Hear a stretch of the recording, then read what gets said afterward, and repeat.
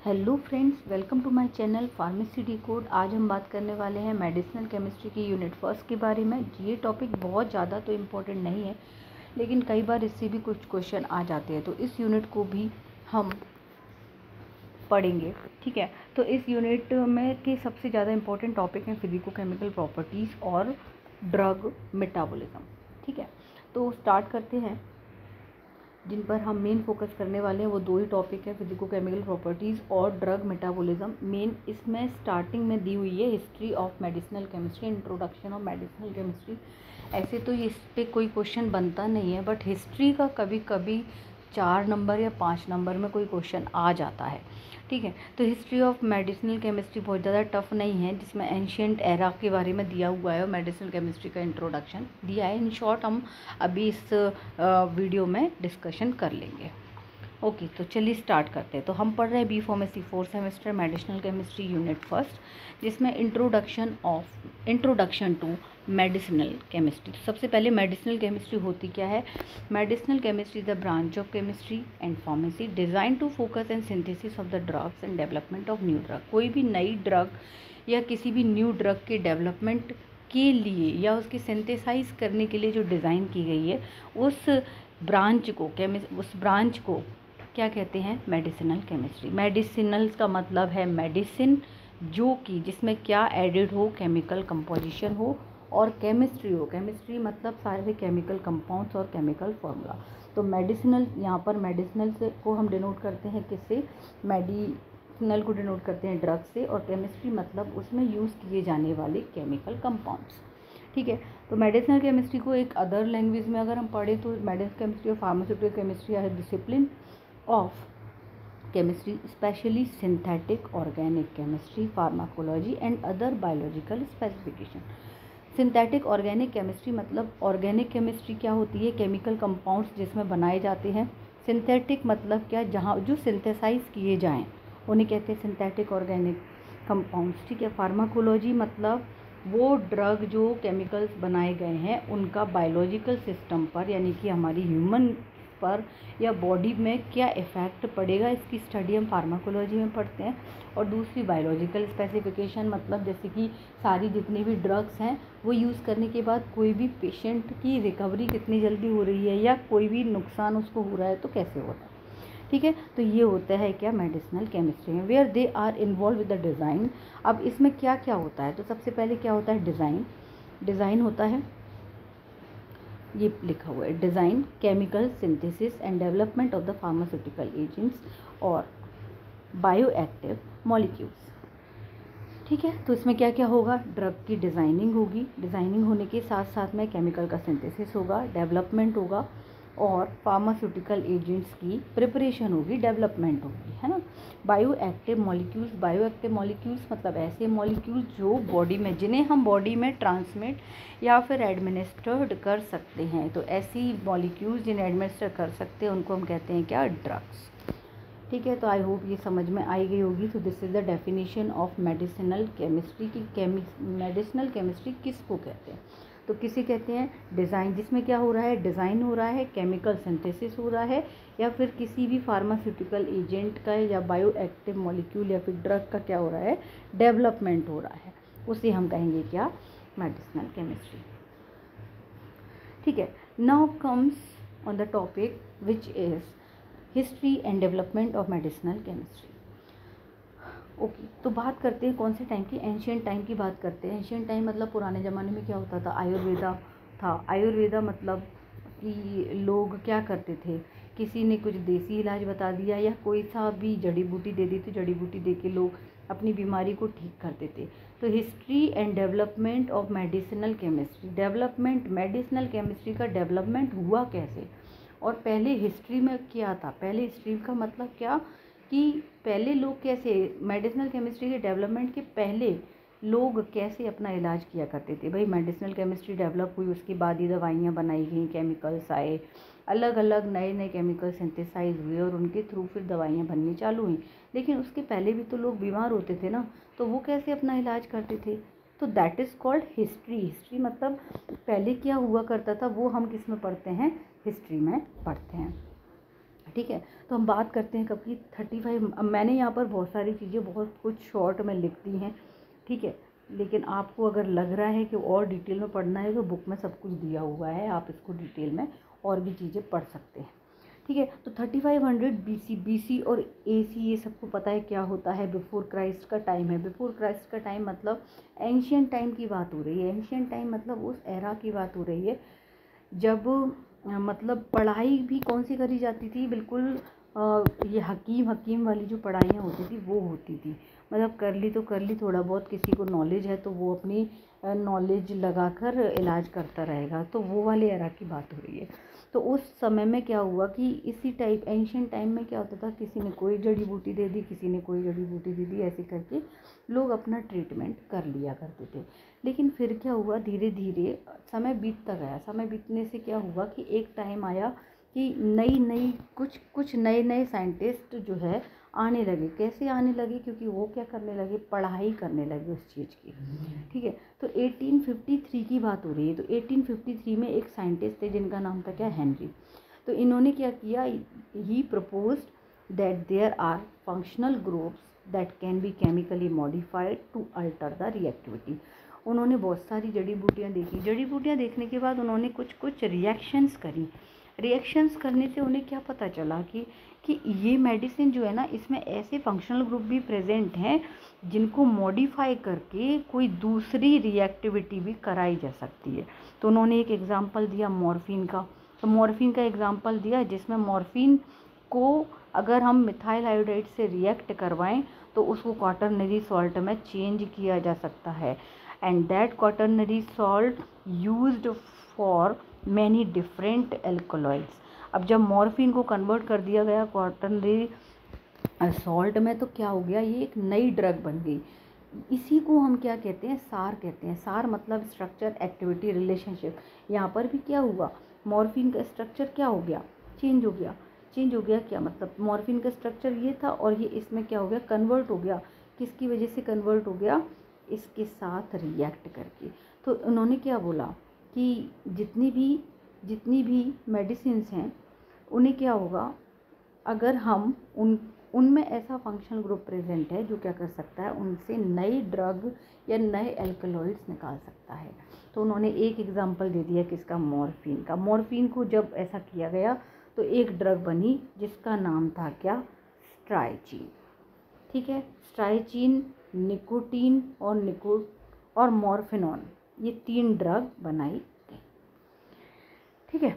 तो and find that all exhibit curare paralysing activity, मतलब paralysis activity में ये सारी कैसी हैं, क्यूरर हैं। क्यूरर का मतलब क्या, क्यूर करने वाले एजेंट्स को हम क्यूरर एजेंट्स कहेंगे। तो इन 3 सभी में ये क्वालिटी थी, ये एक्टिविटी थी जो क्या एग्जिबिट कर रही थी कि ये पैरालिसिस को क्या कर सकते हैं, ठीक कर सकते हैं। समझ आया। इसके बाद 1875 में एक साइंटिस्ट आए जिनका नाम था कार्ल बुश। इन्होंने क्या बताया कि अगर आइसोलेशन करें हम किसका, सैलिसिलिक एसिड का, कहाँ से, स्पाइरा अल्मेरिया से। तो स्पाइरा अल्मेरिया क्या था, स्पाइरा अल्मेरिया एक प्लांट था। उस प्लांट का नाम है क्वीन ऑफ मेडो, मतलब मेडो प्लांट का एक जो कहना चाहिए कौन सा प्लांट होगा ये, जो मेडो प्लांट होता है, मेडो प्लांट का क्वीन वर्जन में जो प्लांट था, क्वीन मतलब 2 उसमें रहते हैं फ्लावर्स में, ठीक है। तो क्वीन वर्जन वाला जो प्लांट था जिसका नाम था Spira Almeria and shows that it is an effective anti pyretic activity. तो इन्होंने इस स्पाइरल अल्मेरिया से क्या आइसोलेट किया, इन्होंने आइसोलेट किया सैलिसिलिक एसिड। सैलिसिलिक एसिड जो अपन लोगों ने अभी उसमें एंटी इन्फ्लामेटरी एक्टिंग ड्रग्स में सोडियम सैलिसिलेट पढ़ा है, तो वो क्या है, सैलिसिलेट कोई वो क्या है, सैलिसिलिक एसिड है। तो सैलिसिलिक एसिड का इन्वेंशन कब हुआ था, 1875 में हुआ था। कार्ल बुश ने किया था और आइसोलेट किया था किस प्लांट से, स्पाइरल अल्मेरिया से।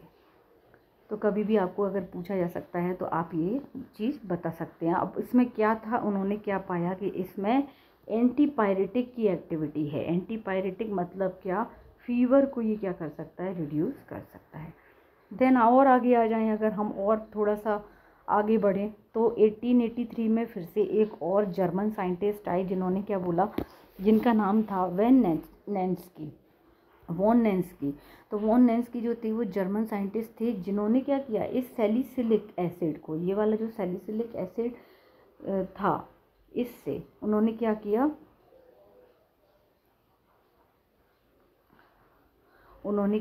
इस सैलिसिलिक एसिड से सैलिसिलेट ईस्टर को किसके साथ में ऐड किया, फिनॉल सेलॉल से, मतलब फिनाइल सैलिसाइलेट के साथ में रिएक्ट करवाई। तो रिएक्शन करवाने पर क्या पाया कि ये it has very poor solubility, इसकी सॉल्युबिलिटी क्या है, बहुत ज़्यादा पुअर है, but it is better tolerated. अगर हम डायरेक्ट सैलिसिलिक एसिड लेंगे तो it does not have very much tolerating power, but if we use that salicylate ester, अगर हम ये salicylate ester यूज़ करते हैं किसके साथ, फिनॉल सेलॉल के साथ में, यानी कि फिनाइल सैलिसाइलेट की फॉर्म में यूज़ करते हैं, तो इसकी सॉल्युबिलिटी तो सॉल्युबिलिटी पुअर है, लेकिन इसकी टोलरेटिंग पावर क्या है, ज़्यादा होगी। तो 1980-90 में कौन आया, हॉफमैन एंड वेयर आए, जिन्होंने टेस्ट किया किस पर, एसिटाइल सैलिसिलिक एसिड पर, और फाइंड किया कि ये बहुत अच्छे से टोलरेट हो सकती है। तो जब इसके रिएक्शंस करवाई फिनाइल सैलिसाइलेट से, तो इन्होंने नई ड्रग्स बना ली, कौन सी, एस्पिरिन बना ली। एस्पिरिन का नाम किससे आया, ASPRIN, ए से हो जाएगा एसिटिल, और स्पिरिन नाम आया स्पायरा से। स्पायरा क्या है, ये हमने अभी देख ही लिया है ना, स्पायरा क्या है, जहाँ से हमारा सैलिसिलिक एसिड फॉर्म हुआ है, तो इस नाम से आया एस्पिरिन का स्प्रिन नेम। ठीक है, तो ऐसे ये मैंने बहुत शॉर्ट में आपको हिस्ट्री बता दी है, because it is not very much important, but it is important sometimes, because कभी कभी 2 नंबर 3 नंबर या 5 नंबर का क्वेश्चन भी इससे पूछ लिया जाता है, तो थोड़ा थोड़ा आप लोग भी इसके बारे में पढ़ लें। इसके बाद हम डिस्कस कर लेते हैं कि मेडिसिनल केमिस्ट्री कौन कौन सी चीज़ों से मिलकर बनी हुई है। तो मेडिसिनल केमिस्ट्री में सबसे पहली चीज़ तो क्या होगी, सबसे पहली चीज़ इसमें है क्या, chemistry. Chemistry is a branch of science in which we study about the chemical compounds, सारे केमिकल कंपाउंड्स की स्टडी करते हैं। देन मॉलिक्यूलर और बायोलॉजिकल सिस्टम में कर रहे हैं, मॉलिक्यूलर मतलब मॉलिक्यूल्स, और बायोलॉजिकल सिस्टम मतलब बॉडी में हम उन ड्रग्स को भेज रहे हैं, तो उनका तो क्या हो गए, ड्रग्स हो गए। देन क्या हो जाएगी, फार्माकोलॉजी। फार्माकोलॉजी का मतलब क्या, अब वो ड्रग बॉडी में जाने के बाद अपना कैसे एक्शन कर रही है, या किस तरीके से वो काम कर रही है, फिर बॉडी उसके लिए क्या इफेक्ट शो कर रही है, ये सब हम स्टडी किस में करते हैं, फार्माकोलॉजी में। और स्ट्रक्चर बायोलॉजी मतलब क्या, सार, जो कि हम पढ़ेंगे किसी भी केमिकल कंपाउंड का सार क्या होता है। सार का मतलब क्या, कि अगर उसका स्ट्रक्चर चेंज कर दिया जाए, थोड़ी बहुत स्ट्रक्चर और ऐड कर दिए जाएँ, तो उससे वो ज़्यादा इफ़ेक्टिव होगा या कम इफ़ेक्टिव होगा, ये सब चीज़ें हम उसमें पढ़ लेते हैं। तो प्राइमरी ऑब्जेक्टिव मेडिसिनल केमिस्ट्री का क्या है, कि सबसे पहला ऑब्जेक्टिव मतलब क्या, कि मेडिसिनल केमिस्ट्री हमें क्यों पढ़नी ज़रूरी है, क्यों पढ़ रहे हैं, तो इससे हम क्या क्या सीख सकते हैं। तो पहली चीज़ है कि ड्रग की डिस्कवरी हो सकती है, जो क्या करेगी, फाइंड करेगी अ लीड मतलब क्या, नई ड्रग का डेवलपमेंट। लीड का मतलब क्या, हमें कुछ एक लीड हाथ लग जाए तो हम क्या कर सकते हैं, आगे की खोज कर सकते हैं। तो किस चीज़ में फाइंड कर सकते हैं, चूज़ अ डिसीज़, मतलब एक कोई भी डिसीज़ हम जो आई है, जैसे अभी पेंडेमिक हुआ, क्या कोविड-19 हुआ, स्टार्टिंग में किसी को नहीं पता था कि कैसे ट्रीटमेंट करना है, लेकिन धीरे धीरे क्या हुआ, उसके ऊपर रिसर्च हुई, डिस्कवरी हुई, ड्रग की डिस्कवरी होने के बाद पता चला कि इसमें कौन कौन सी ड्रग्स दी जा सकती हैं जिससे कि इससे बचा जा सके। देन क्या है, choose a drug target, find a lead compound मतलब कौन सा मेन कंपाउंड है, इंग्रेडिएंट है, जो कि उस डिसीज़ को किल कर सकता है। Isolate and purity lead compound, purify lead compound, फिर उस कंपाउंड को आइसोलेट करना मतलब सेपरेट करना फ्रॉम अदर कंपाउंड्स, और उसे प्योरीफाई करना। Then determine the structure of the lead compound, उसी लीड कंपाउंड के स्ट्रक्चर को डिटरमाइन करके उसके ऊपर ड्रग बना देना। दूसरी आ जाती है ड्रग की डिज़ाइनिंग। तो ड्रग डिज़ाइनिंग करने के लिए हमें 3 चीज़ों की ज़रूरत होती है। पहला क्या, आइडेंटिफाई सार इज़ वेरी इंपॉर्टेंट पार्ट, किसी भी ड्रग के स्ट्रक्चर में मॉडिफिकेशन करके हम कोई नई ड्रग का डिज़ाइन कर सकते हैं। तो इसको डिज़ाइन करने के लिए हमें सार जानना ज़रूरी है। Then improve pharmacodynamic. Pharmacodynamic is the कि बॉडी ने ड्रग के लिए क्या किया, ड्रग हमने एडमिनिस्टर कर दी, what does body act to the drug, that is called pharmacodynamic system. Improve ये क्या करेगा, इम्प्रूव करेगा फार्माकोडायनेमिक और pharmacokinetics. Then okay, so now अभी तक ये जो अपन ने बात करी, ठीक है, अभी तक अपन ने जो बात करी ये किसके ऊपर थी, इंट्रोडक्टरी सेक्शन के ऊपर थी, और दूसरी थी किसके ऊपर, हिस्ट्री के ऊपर, ठीक है, जो कि कभी कभी पूछी जा सकती है। अब हम आ जाते हैं बहुत इंपॉर्टेंट पार्ट के ऊपर, जो है क्या, फिजिको केमिकल प्रॉपर्टीज़। तो फिजिको केमिकल प्रॉपर्टी होती क्या है, पहले तो हम ये समझेंगे। फिजिको केमिकल मतलब क्या, फिजिको का मतलब फिजिकल, और केमिकल का मतलब केमिकल प्रॉपर्टीज।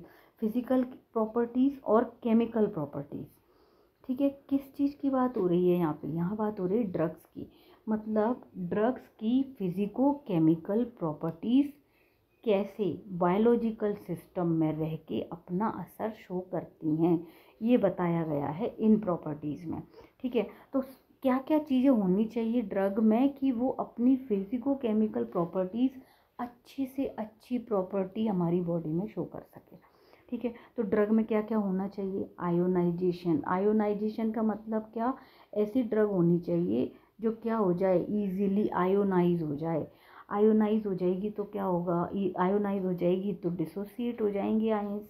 तो आयोनाइजेशन एक प्रॉपर्टी है जिसकी वजह से ड्रग जो है वो अच्छा अपना एक्शन शो कर सकती है।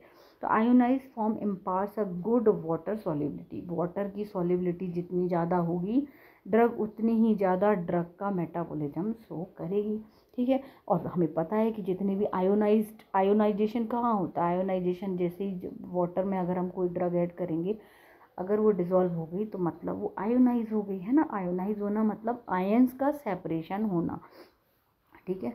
essential for the good binding interaction to the drug with its receptor, while a non-ionized form helps the drug to cross the cell membrane। मतलब क्या कि जितनी ड्रग वाटर सॉल्युबल होगी वो क्या होगी, वो सेल मेम्ब्रेन को क्रॉस करने के लिए उतनी ही ज़्यादा परमेएबल होगी, ठीक है।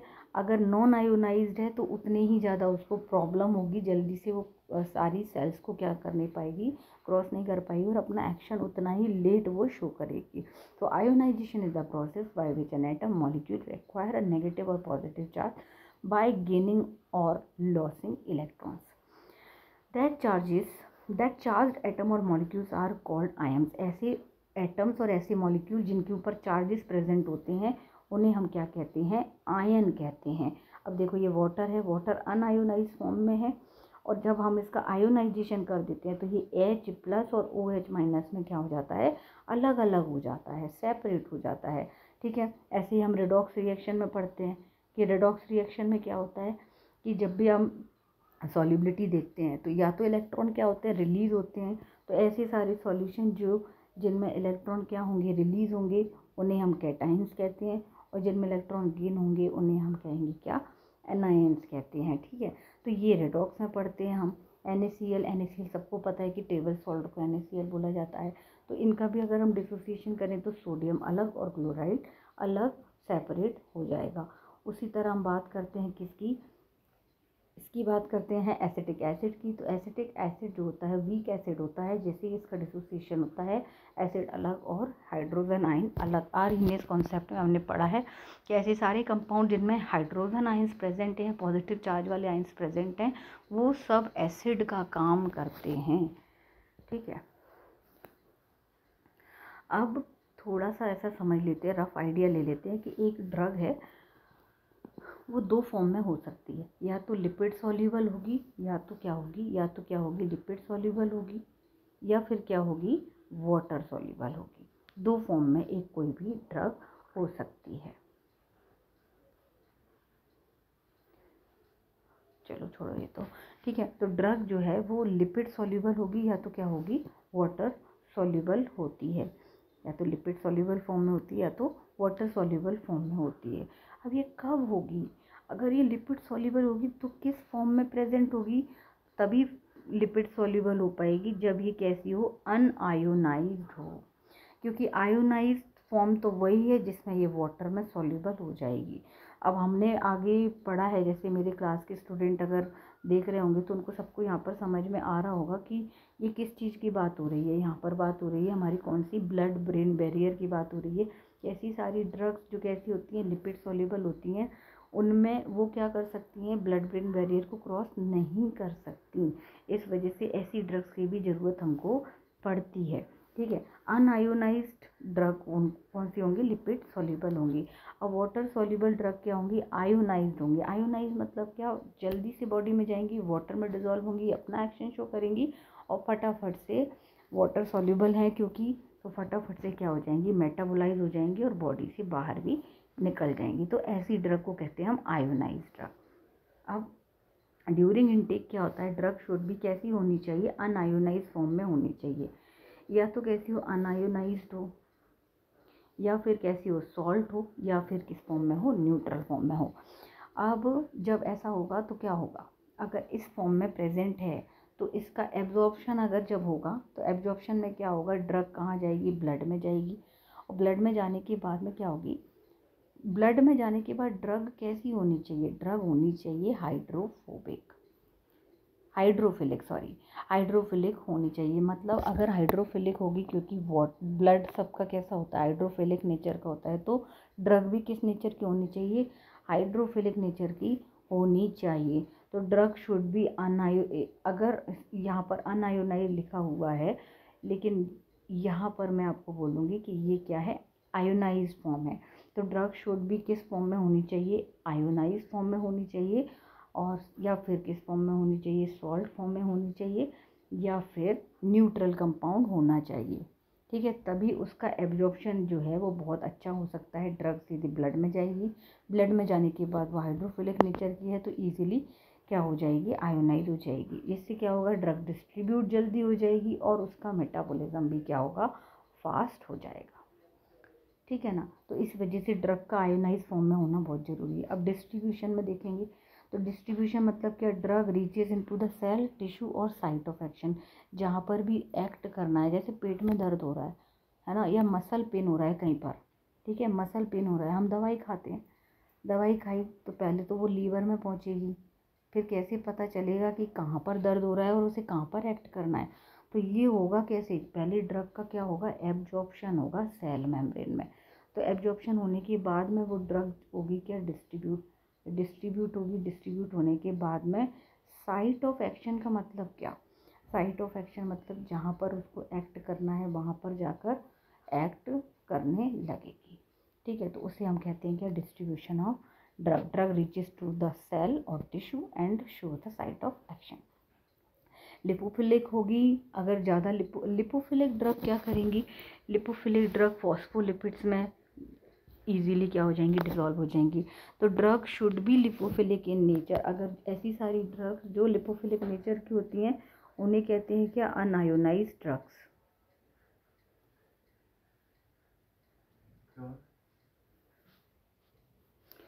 A high degree of ionization can keep drug out of the cell if drug is lipophilic in nature that easily cross the cell membrane। अगर लिपोफिलिक ड्रग्स है तो ब्लड ब्रेन बैरियर को क्या कर सकती है, इजीली क्रॉस कर सकती है। अगर ब्लड ब्रेन बैरियर को क्रॉस कर पाएगी ड्रग तो इजीली क्या होगी, ब्रेन में जाकर अपना असर शो कर सकेगी। पूरी बॉडी का कंट्रोल और कोऑर्डिनेशन कौन करता है, ब्रेन करता है। ठीक है, तो ऐसी सारी ड्रग्स जो लिपोफिलिक नेचर की होंगी वो कहाँ पर एक्ट करेंगी, सेंट्रल नर्वस सिस्टम पर अपना एक्शन शो करेंगी। ठीक है, so why it is very important in physicochemical properties which is related to the biological action, because it is important to improve the pharmacokinetic properties। Pharmacokinetics मतलब movement of drug in the body. जैसे ही drug body में पहुंचेगी तो उसका movement होना, या फिर उसे हम कहेंगे कि एब्जॉर्प्शन, डिस्ट्रीब्यूशन, मेटाबॉलिज्म और उसके बाद एक्सक्रेशन होना। ठीक है, आयोनाइजेशन है तो उसका इम्पार्ट अच्छा होगा। It shows good water solubility and water solubility of the substance is high which is improve the balancing of ionisation and unionisation of drugs. ठीक है, तो आयोनाइजेशन क्लियर हुआ। नेक्स्ट वीडियो में हम पढ़ते हैं कि हाइड्रोजन बॉन्डिंग और दूसरी फिजिको-केमिकल प्रॉपर्टीज़ कैसे बायोलॉजिकल सिस्टम में काम करती हैं। Thank you.